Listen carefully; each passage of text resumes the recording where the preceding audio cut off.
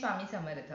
आजच्या या व्हिडिओमध्ये मी तुम्हाला सांगणार आहे, आता आपण संसारिक माणसं म्हटलं की आयुष्यामध्ये खूप अडचणी, खूप संकटांचा आपल्याला सामना करावा लागतो. आपल्या आयुष्यामध्ये इतक्या सांसारिक अडचणी असतात, इतकी संकट असतात, दुःख असतं की ते प्रत्येकाच्याच आयुष्यात असतं. असं नाही की श्रीमंत आहे मग त्याच्या आयुष्यात काहीच नाहीये, किंवा तो गरीब आहे मग त्याच्या आयुष्यात काहीच नाही. प्रत्येकाच्या आयुष्यात काही ना काही दुःख, अडचण आणि संकट असते. तर ते दुःख, अडचण, संकट जेव्हा आपल्यावरती येतं, तेव्हा ते दूर करण्यासाठी किंवा त्यातून मार्ग मिळवण्यासाठी आपण कुठलीही सेवा केली पाहिजे. प्रत्येक सेवेला किंवा प्रत्येक संकटाला एकच सेवा आहे, ती म्हणजे स्वामी समर्थ महाराजांची सेवा करणं.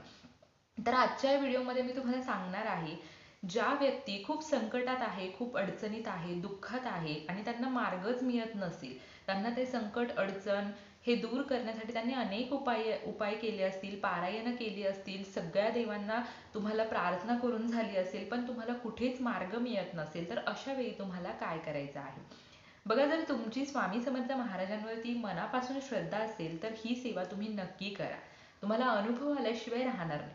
आता तुम्हाला हे काय करायचं आहे, तर ही सेवा तुम्ही स्वामी मठामध्ये, स्वामी केंद्रामध्ये जाऊन त्या ठिकाणी करू शकता, किंवा जर तुम्हाला अगदी शक्य नाही तर तुम्ही तुमच्या घरामध्ये सुद्धा करू शकता. आता आपल्या प्रत्येक घरामध्ये स्वामींची मूर्ती, फोटो असतो, तिथे बसून सुद्धा तुम्ही हा उपाय करायचा आहे. हा उपाय करण्यासाठी तुम्हाला काहीही खर्च करायचा नाहीये. या उपायासाठी तुम्हाला फक्त एक नारळ लागणार आहे.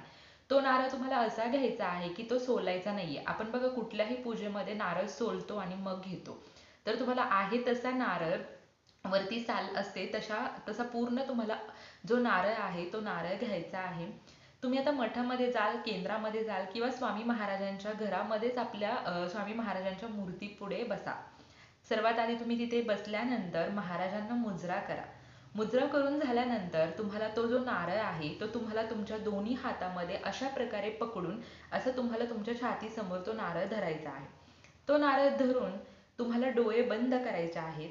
डोळे बंद करून तुम्हाला आपल्या या ठिकाणी जो बिंदू असतो त्या ठिकाणी तुम्हाला स्वामी समर्थ महाराजांचं स्मरण करायचं आहे. बघा, जेव्हा आपण असे डोळे बंद करतो तेव्हा आपल्या डोळ्याच्या समोर किंवा जिथे आपल्या कपाळाचा मध्यबिंदू असतो त्या ठिकाणी आपल्या समोर कुठली ना कुठली आकृती येत असते. तिथे तुम्हाला स्वामी समर्थ महाराजांचं स्मरण करायचं आहे. जेव्हा तुमच्या समोर स्वामी समर्थ महाराजांचा मूर्ती, आकृती जे काही आहे ते तुम्ही इथे डोळे बंद केल्यानंतर अगदी श्रद्धेने आठवा. इथे तुमच्या स्वामी समर्थ महाराजांचा फोटो, मूर्ती, आकृती जे काही येईल ते आल्यानंतर तुमची जी काही अडचण आहे, संकट आहे, अगदी श्रद्धेने, कळकळीने, तळमळीने तुम्हाला स्वामी समर्थ महाराजांना सांगायचं आहे. तुम्ही असं डोळे बंद केलेत, असा नारळ पकडलाय आणि तुमच्या समोर स्वामी दिसत आहे, तर तुम्ही स्वामींना कळकळीने विनंती करा की स्वामी, माझ्या आयुष्यामध्ये खूप मोठं संकट चाललेलं आहे, अशी अशी अडचण माझ्या आयुष्यामध्ये आहे, ती दूर करा. ती अडचण, ते संकट दूर करण्यासाठी मला मार्ग दाखवा, किंवा ते दूर करा, अशी प्रार्थना जी आहे ना, जे काही तुमच्या आयुष्यात आहे ते प्रार्थना करायचं आहे. आणि ते जे नारळ आहे ते नारळ तुम्हाला स्वामी समर्थ महाराजांच्या चरणाशी ठेवायचं आहे. घरात असेल तर घरात ठेवा, मठात, केंद्रात असेल तर त्या ठिकाणी नेऊन तुम्हाला ठेवायचा आहे. हा उपाय तुम्ही जर श्रद्धेने आणि तळमळीने केले तर काही दिवसामध्येच कोणाच्या तरी थ्रू तुम्हाला त्या संकटावरून, त्या अडचणीवरती मात करण्यासाठी मार्ग मिळतो. किंवा मग स्वामी समर्थ महाराज तुमचं ते संकट दूर करतात, अडचण दूर करतात, किंवा कुठे ना कुठे काही ना काहीतरी मार्ग दाखवतात. तर अतिशय प्रभावी सेवा आहे, खूप सोपी सेवा आहे, अगदी 5 मिनिटात होणारी सेवा आहे. पण फक्त करायची म्हणून करू नका, श्रद्धेने करा, तळमळीने करा, कळकळीची विनंती महाराजांना करा. तुम्हाला अनुभव आल्याशिवाय राहणार नाही.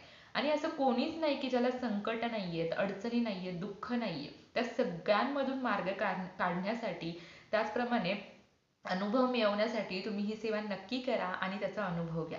झालेली सेवा मी महाराजांच्या चरणी अर्पण करते. व्हिडिओ आवडला असेल तर लाईक, शेअर, कमेंट नक्की करा. Shri Swami Samarth. Bless you all.